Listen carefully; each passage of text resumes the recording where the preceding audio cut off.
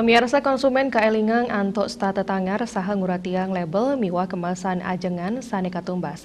Perindikan punika kabuatan mangda konsumen nenten ngajeng ajengan kadaluarsa sane janten mawasana kawan majeng kesehatan. Menurut Kepala Balai Besar Pengawasan Obat dan Makanan, BB POM Ring Denpasar DRA Ni Gusti Ayu Nengah Suarningsih, ngelingang krama mangda statun reksain ajengan sani kebungkus kemasan sani ketumbas antuk nerapang moto ceklik. Ceklik punika merupakan nureksain kemasan, label, izin edar miwa kadaluarsa. Pemargin puniki kebuatan mangda nenten ngemocolang krama, sangkani ngajeng ajengan sani mendaging bahan sani baya majeng kesehatan wiaden ajengan sani sampun kadaluarsa. Di Badan POM kami sudah mensosialisasikan motonya itu ceklik.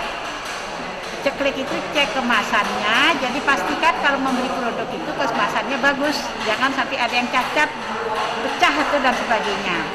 Kemudian cek labelnya, jadi label itu tertulis ada nama produknya, nama produsennya, alamat produsennya, ada komposisi, ada izin edarnya tadi, kemudian ada kadaluarsa dan berat bersih atau berat mutu.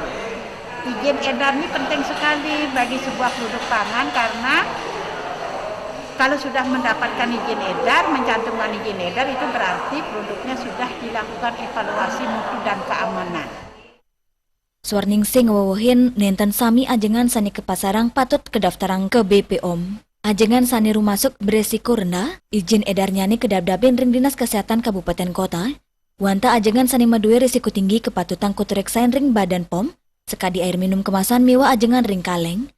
Bekatan ipun taler stateng laksana yang penureksan majeng samian produk pangan, luire sani merisiko tinggi wiaden risiko rendah, santukan pemerintah patut nyayubin krama saking pengelimbakan produk pangan, sani nenten yang kepin persyarat. Para angga usaha taler kecen penyulan indik keamanan pangan, sekadi pemargin pengolahan sani patut, mangda nenten terkontaminasi sarang patogen sani baya majeng kesehatan, Ekayana Bali TV.